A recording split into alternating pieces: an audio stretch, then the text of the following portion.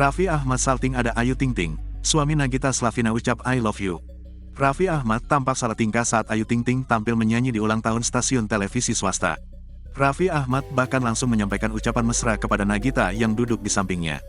Ucapan Raffi Ahmad itu membuat Nagita Slavina tersipu malu.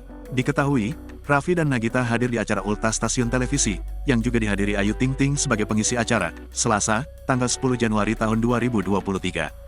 Ketika Ayu Ting Ting akan bernyanyi, Raffi Ahmad membagikan video mesranya dengan Nagita Slavina di Instagram story-nya. Dalam video tersebut, Raffi Ahmad terlihat memanggil sang istri dengan panggilan sayang.